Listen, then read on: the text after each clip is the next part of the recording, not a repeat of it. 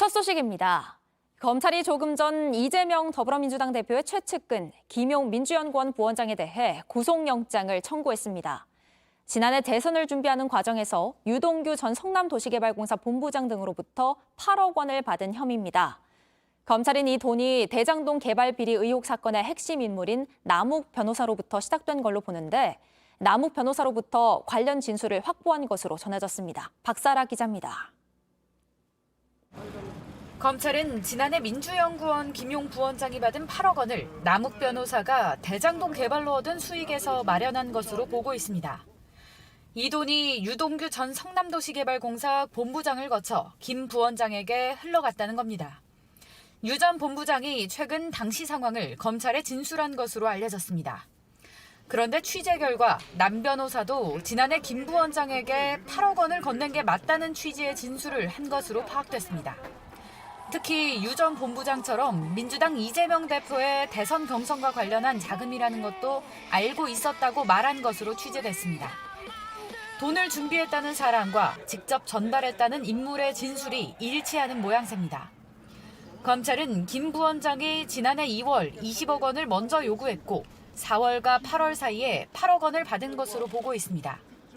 이 시기는 이 대표가 당내 경선을 거칠 때와 겹치고 김 부원장이 캠프 총괄 부본부장을 맡았을 때입니다. 검찰은 김 부원장의 체포영장에 대선 경선에 활용할 목적으로 정치자금을 요구했다고 적은 것으로 파악됐습니다.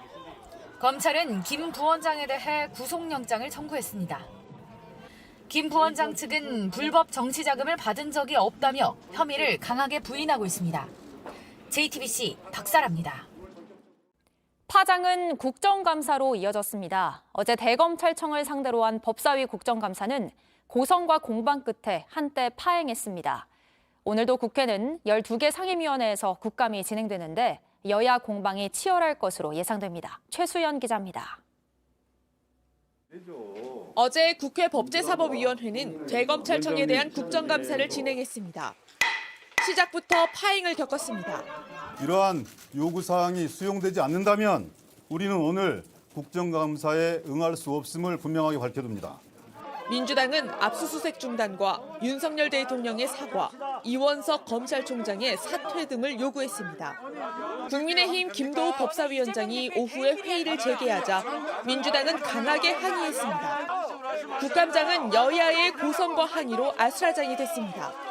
그러면 진작에 들어오셔야죠. 멈춰주세요. 아니 다른 상임위 다 하는데 왜 법사위만 이러십니까? 다른 나라 검찰들은 다 안 그러는데 왜 우리나라 검찰만 저러니까? 그러면 죄를 짓지 말든지. 네? 결국 민주당이 불참한 채 반쪽 국감을 진행했습니다. 질의에서 국민의힘은 검찰 수사의 정당성을 부각했고 수사가 지연되고 있다는 점을 지적하기도 했습니다.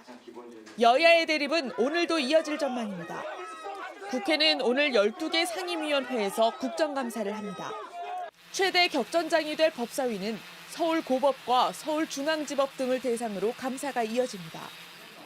김용 체포영장 발부를 비롯해 민주당사 압수수색 영장 발부, 이재명 대표의 공직선거법 위반 사건 재판 등이 쟁점이 될 것으로 보입니다. JTBC 최수연입니다. 영국이 배출한 세 번째 여성 총리 리즈 트러스 총리가 취임 44일 만에 사퇴했습니다. 영국 역사상 최단명 총리라는 꼬리표를 달게 됐습니다.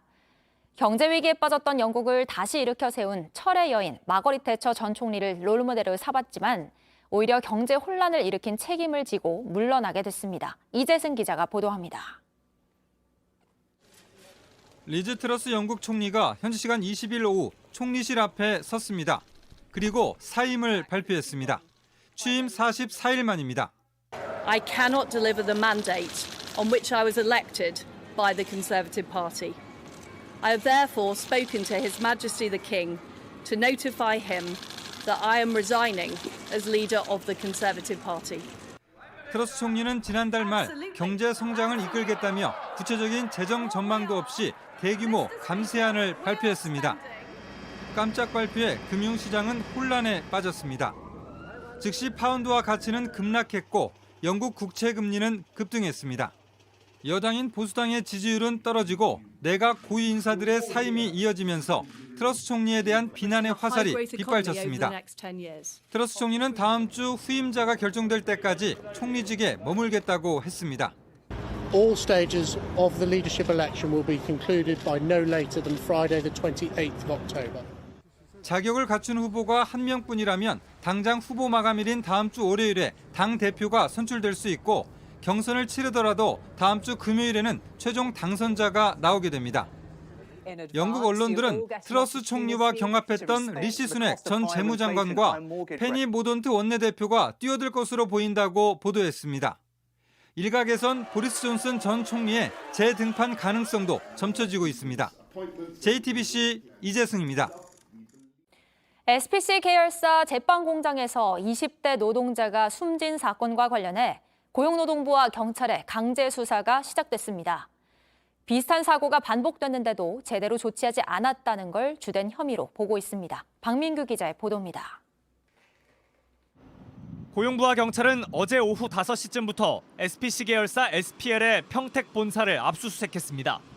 고용부는 또 이 회사 강동석 대표이사를 중대재해법 위반 혐의로 입건했습니다. 중대법 시행 뒤인 4월에만 비슷한 끼임 사고가 2건 있었는데도 재발 방지책을 제대로 세우지 않았다는 게 주된 혐의로 파악됐습니다. 이번 사고 역시 사업주가 안전관리를 제대로 하지 않아서 벌어진 걸로 보고 있습니다. 23살 노동자가 끼어들어간 문제의 소스 배합기는 덮개가 열려 있었습니다. 일부는 자동 멈춤 장치도 없었습니다. 그렇다면 노동자들이 소스를 붓거나 섞을 때는 기계를 멈춰 놓도록 사업주가 감독했어야 하지만 그러지 않았다는 판단입니다. 중대재해법은 노동자가 죽거나 다칠 수 있는 위험을 미리 줄이지 않아서 사고가 나면 사업주를 처벌하게 돼 있습니다. 수사팀은 혼합기뿐 아니라 다른 작업에 법 위반이 있었는지도 살펴보고 있습니다.